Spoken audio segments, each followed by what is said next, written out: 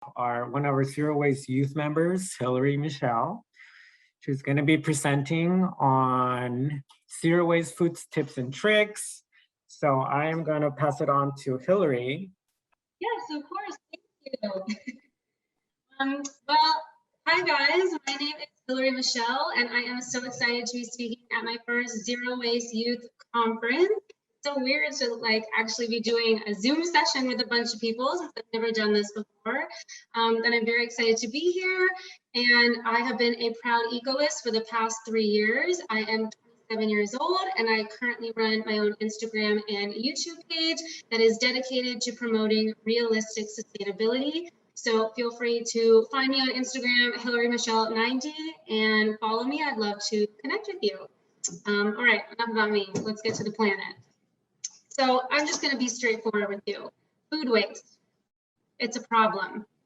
As a society, we waste about 1/3 of the world's food that is produced for human consumption. And in the US, it is estimated that 1 pound of food is wasted per person every day. You're probably thinking, wow, a lot. And how can I fix this? Why is this such a big problem?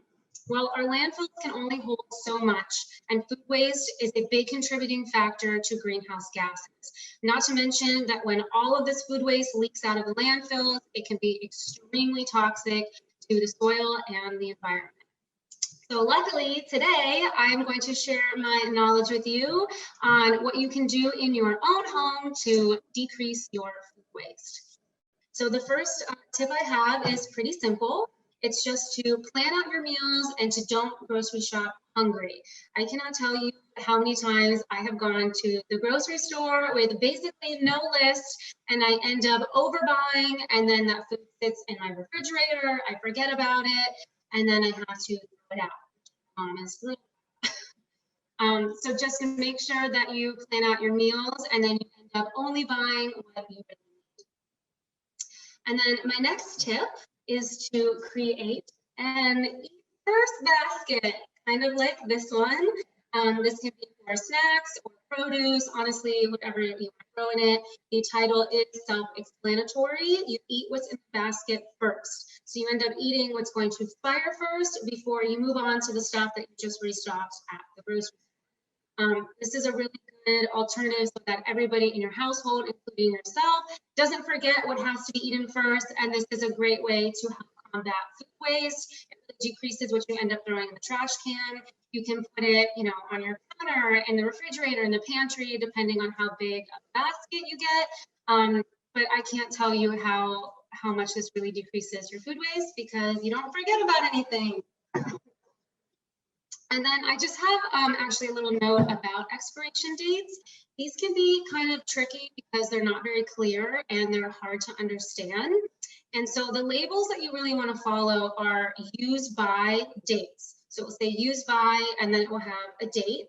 A lot of people end up throwing out really good quality food because they're following a lot of the ones that are for grocery stores. So say, sell by or best if used by.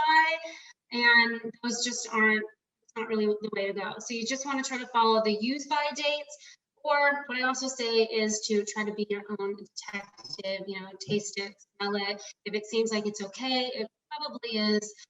Expiration dates are not necessarily an end all number. So just be a detective and try to follow the use by dates. It's super helpful. And I know that people get really confused about the expiration dates, and a lot of times that's why stuff ends up trash.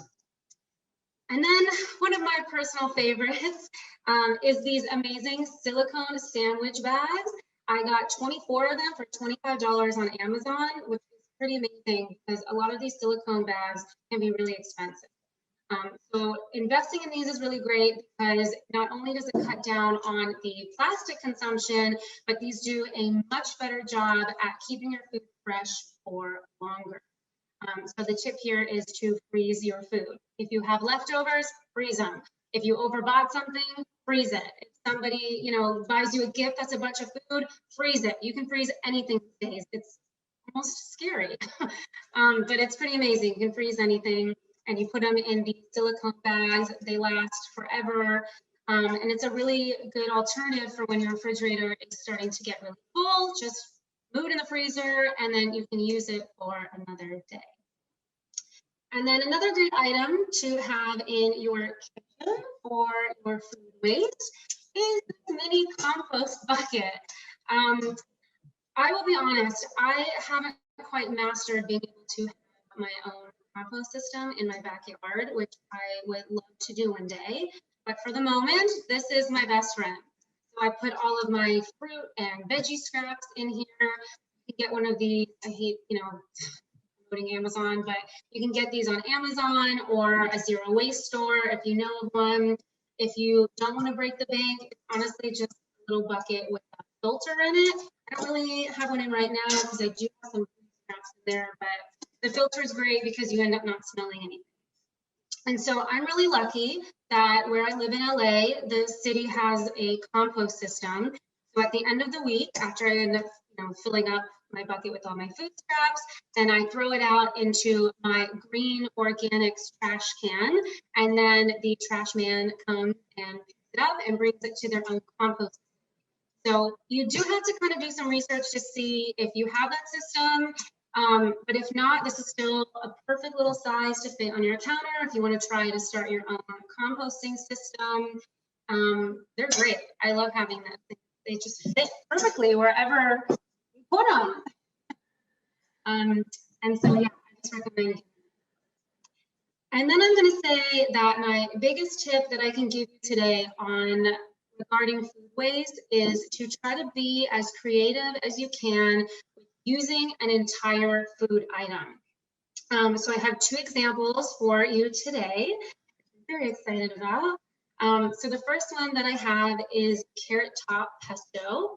And as you know, use the carrot, the bottom part, and you can use it for, soups or salads. And then the top part on a carrot, of course, has these little green leaves. And a lot of people end up throwing those out. Or if you're an ecoist, you probably put them in your compost. But the majority of people throw it out. So what I did was I turned that into pesto.